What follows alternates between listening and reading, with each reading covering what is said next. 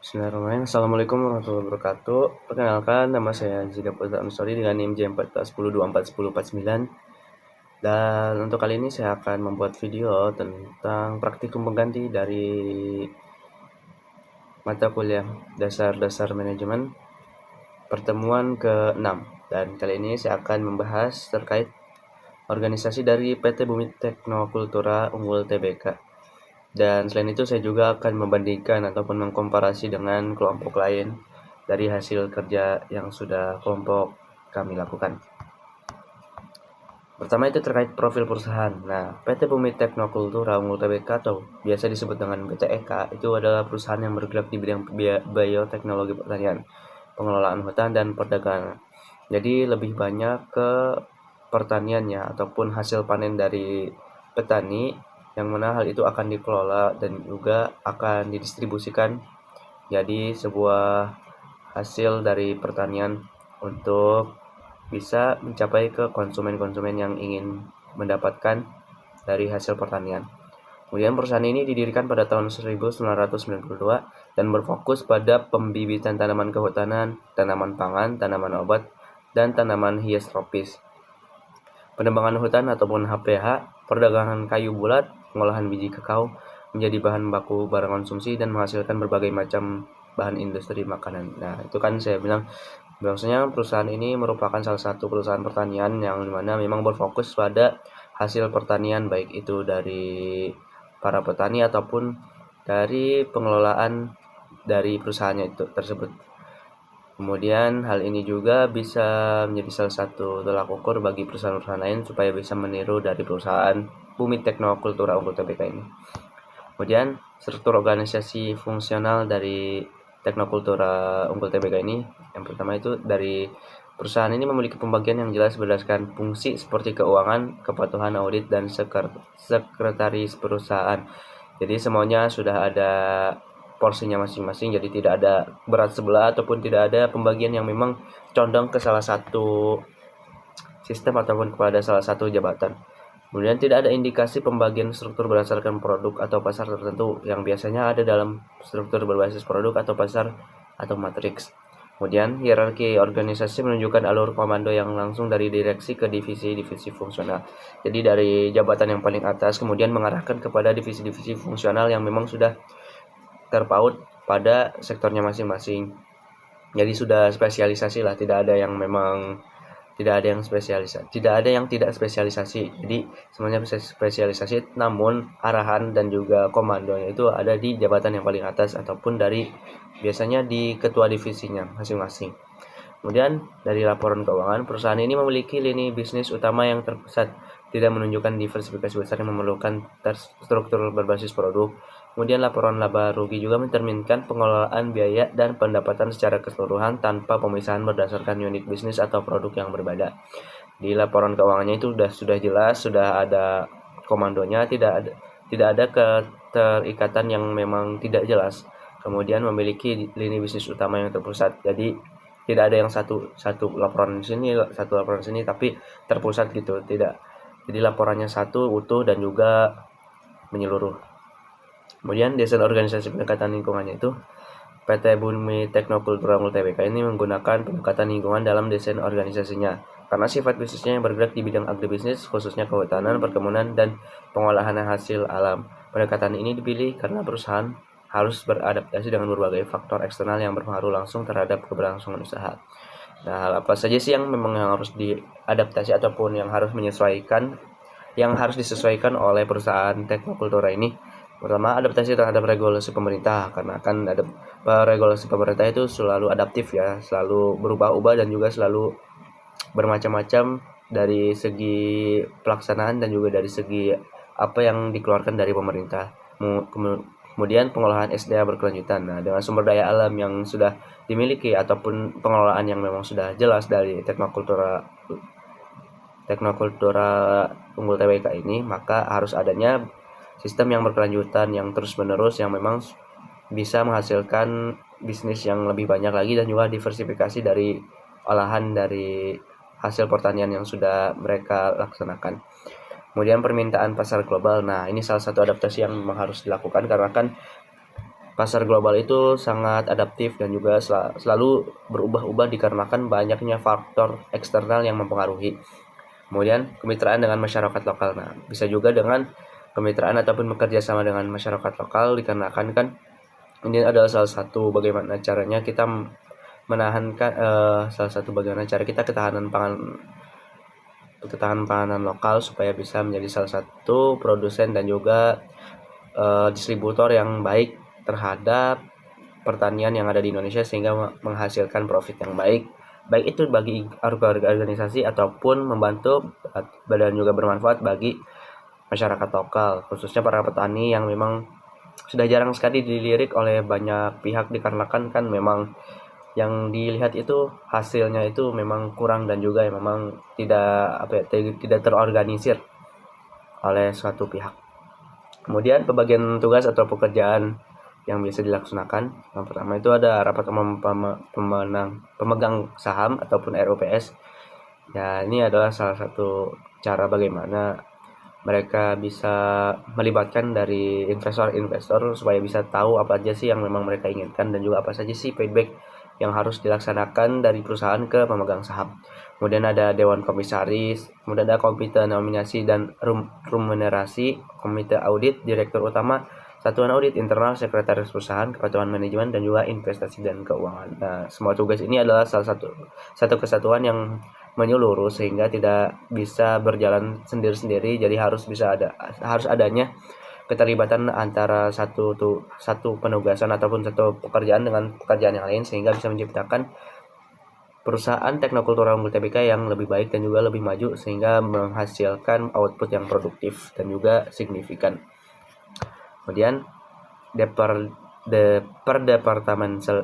perdepartementalisasi.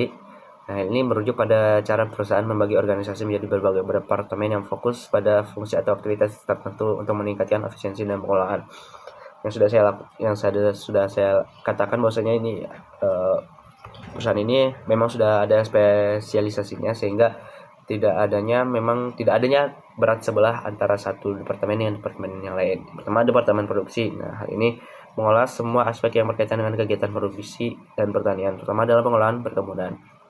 Kemudian departemen pengolahan bertanggung jawab untuk menghasilkan hasil pertanian yang diproduksi oleh departemen produksi. Contohnya pengolahan CPO dan juga kualitas dan kontrol produk. Nah, kalau yang departemen produksi contohnya unit perkebunan dan juga unit pemeliharaan. Kemudian ada departemen pemasaran dan penjualan, pastinya bertugas untuk memasarkan dan juga menjual produk yang telah dihasilkan sehingga bisa memasarkan dan juga branding terhadap produk yang memang akan dijual ke berbagai konsumen. Kemudian Departemen Keuangan dan Administrasi, hal ini bertugas mengelola keuangan perusahaan serta aspek administratif yang mendukung operasi keseluruhan, dan juga Departemen Riset dan Pengembangan, fokus pada penelitian dan pengembangan teknologi baru untuk meningkatkan efisiensi pertanian dan pengolahan. Nah, hierarkinya yang pertama itu span of control, di mana tingkat operasional misalnya di bagian produksi atau perkebunan, seorang manajer atau supervisor mungkin mengawasi lebih banyak pekerja di lapangan karena pekerjaan di lapangan lebih terstruktur dan tugasnya lebih rutin. Kemudian ada chain of command. Di sisi lain, dalam struktur manajer perusahaan yang lebih tinggi, rantai perintah akan lebih formal dan struktur. Contohnya direktur utama atau CEO ke direktur operasional, kemudian ke manajer produksi, kemudian ke supervisor kebun, dan juga ke pekerja kebun.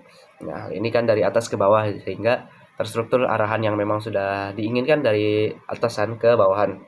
Namun memang waktu penyampaiannya itu memang agak lambat dan juga tidak secepat yang biasanya ataupun yang mungkin hierarki yang biasa, dikarenakan hal ini formal. Nah, biasanya kalau informal itu biasanya cepat dan juga langsung to the point, tapi karena hal ini formal, dijadikan formal, oleh karena itu mereka harus bisa satu persatu dan tidak bisa langsung ke pekerja kebun yang memang langsung di masalah operasionalnya ataupun dari masalah produksinya, sehingga mereka harus satu persatu dan apa saja sih yang memang diinginkan di-spread kembali ataupun dijelaskan kembali dan juga dipaparkan kembali. Kemudian koordinasi dari PT Bumi Teknokultura Unggul TBK ini, yang pertama itu produksi dan pengolahan, memastikan hasil pertanian diproses tepat waktu untuk menjaga kualitas. Kemudian ada R&D dan produksi, menerapkan inovasi dan teknologi baru untuk meningkatkan efisiensi. Kemudian ada pemasaran dan distribusi, menyelaraskan stok produk dengan permintaan pasar. Kemudian ada manajemen dan lapangan, menyampaikan arahan strategis dan menerima feedback dari operasional. Dan yang terakhir ada keuangan dan semua departemen. Hal ini departemen ini mengelola anggaran dan alokasi sumber daya dengan optimal. Kemudian diferensiasi yang dilakukan diantaranya dulu produk berkelanjutan dan ramah lingkungan. Kemudian ada inovasi dalam pengolahan produk, kemitraan dengan masyarakat lokal, penyesuaian produk untuk pasar global, dan juga layanan dan transportasi kepada konsumen. Hal ini salah satu bagaimana teknokultur anggota BK ini bisa bertahan sampai sekarang dan juga bisa berkembang dan menghasilkan output yang produktif dan juga signifikan sehingga bisa mendapatkan keuntungan dari setiap pekerjaannya. Mungkin itu dari pekerjaan dari kelompok kami, kelompok 3, dan saya akan mengkomparasikan dengan kelompok 2. Kelompok 2 dari struktur organisasi PT Belitang Panen Raya. Profilnya seperti ini. Tipe organisasinya mungkin agak berbeda ya. Bukan berbeda sih, lebih di-spread kembali ataupun dipaparkan lebih jelasnya, lebih detail lah. Kalau yang barusan kan saya hanya menjelaskan bahwasanya ini manajemen, ini CEO, dan juga ini supervisornya. Akan tetapi ini sudah jelas dan ada nama-namanya, dikarenakan mungkin data yang mereka peroleh sudah lengkap dan juga sudah terstruktur ya, memang sudah lengkap, ada datanya, ada namanya, kemudian ada bagian-bagian yang memang sudah dibagikan oleh perusahaan tersebut.